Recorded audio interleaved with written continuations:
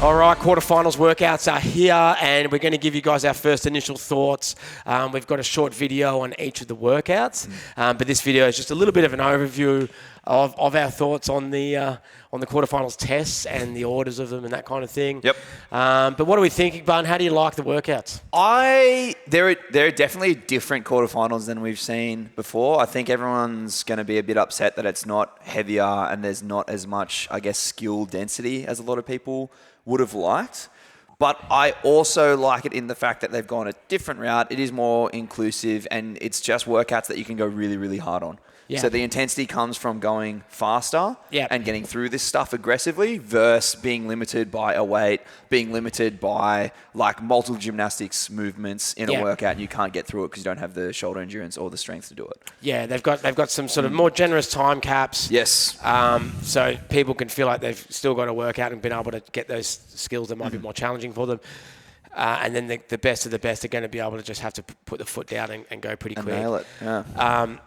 I think, looking at it objectively from if it's the 25%, it's the top 25%. So they're sort of thinking, we've got to write stuff that's going to be, interesting for that whole group. Yep. But still advanced enough to challenge those top ends. So if you look at it like that, I think it's, the workouts are fairly suitable. There is a definite absence of a really specific strength test, max lift kind of thing, which there'll be a bunch of athletes who were hoping to see that are going to be a bit disappointed because it's probably favours a little bit more the generalist, this programming. Yes. So, strength is tested in ways, but it's not to that 1RM. Not traditionally, they have been at quarterfinals, like the other total and stuff like that in the past, or the 5, 4, 3, 2, 1 battery test. Like it's... And, you could say that, you can see why they do that as well, because they do skew when you've got 4 workouts and one of them's a pure strength test. It does skew the numbers quite a lot on a big leaderboard with 25% of the field on there, quite a lot. So I think they're just looking at that as well. But yeah. So anyway, they are what they are, and we've got to do them anyway.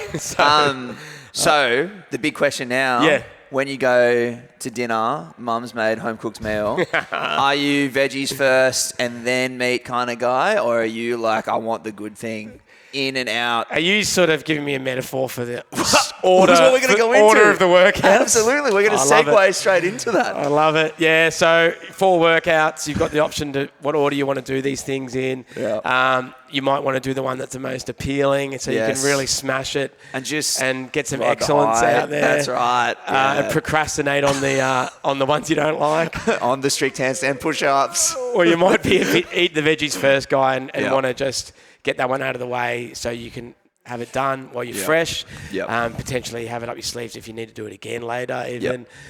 So, that's what you want to consider with the order of these workouts.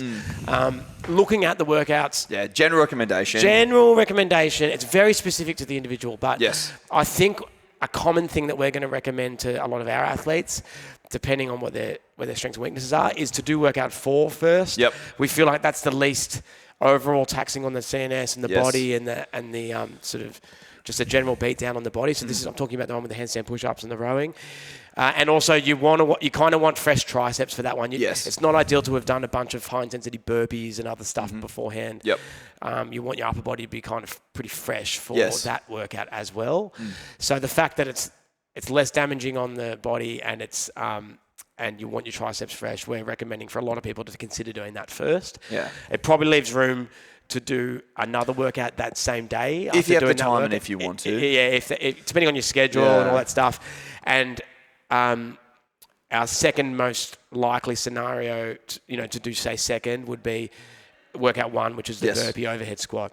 If you're worried about holding the overhead squat over your head and your tricep fatigue from the handstand push-up one that we just talked about, you might not do it in the same day, but reasonably for a lot of people, especially like the elite level, you could probably consider doing both those 2 in the first day if you're hoping to get a couple out early. Well, I mean, particularly if you're planning on redoing, particularly that first one, we sort of flagged as one that you can probably do once or twice. If you're thinking you want to have some redo options up your sleeve and that kind of thing, you might then want to front load things and do like 2 in that first day.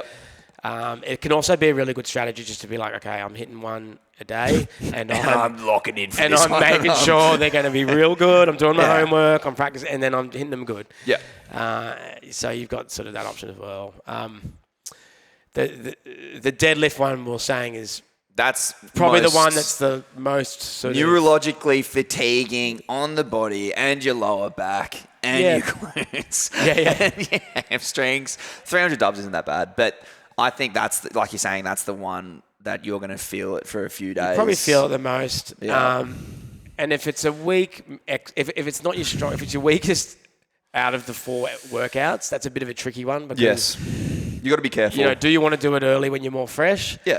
Knowing that it's going to affect the other workouts a bit potentially, or do you want to leave it till later because you know it's going to like blow you back out a bit? Yeah. And you just hit the first 3 really as hard as you can, and then you just and then maybe you do get a what break, you can. a day off. You know, Yeah. so it's very individual, and also comes down to how much time you got to skip work and do the workouts and stuff as well. How much time are you willing to spend in the gym over 5 days? On your is the your real CrossFit question. career. That's right. And the answer is all of them. But the answer is obviously you're just going to stay at the gym all day and wait 4 or 5 hours, do a bit of work, and then go again, and just do all the workouts at least twice. It's only 4 though. I mean, that's one thing with this as well. It's like you can afford to have a day if you need to. Yeah. Before you hit one of those workouts again, because it's only the 4, and we've got until that Tuesday morning to submit. Yeah, true. So if you need to, it's actually not a bad idea. Yeah. Oh yeah, there's been a bit of talk about as we say, the most fatiguing workout that you can do in the entire one. We're going to go head to head as the first workout to start the quarterfinals weekend. What time do you want to do it on Friday? We'll probably do it in the morning before everyone gets here, or as everyone's getting here. We're talking about the deadlifts and double unders because I think it's the only workout I feel I can. I think it's the only workout where there would be a good race. It's not my veggies, that's for sure. Actually, you know what? Having said that, I think workout 4 would actually be pretty interesting as well. But I think we definitely don't do that one filmed head to head. The deadlift one's definitely way more exciting to watch. More exciting to watch. That's way more exciting. But I would say the other ones I've got no chance in. But the burpee workout ones, 4, the bar muscle up. Yeah. But we could, going head to head, you and me. On 3 and 4 would be pretty good, but 3 on Friday. Let's do it. Oh, tell us your times. Guess the times. Oh, who's going to win? Well, you're going to have to, comment below. Let us know who you think's going to win. Workout 3 out of me and Bun. And we'll find out on Friday. Comment below. Are we going to film it? Yeah. We're filming it. Oh, yeah. Okay, nice. Have to. We're marked up on it as well. Well, there you go. We put it out there. I think that's Any it. final notes? Nah, I think that's it. Sweet. Have fun, guys. See you on the leaderboard.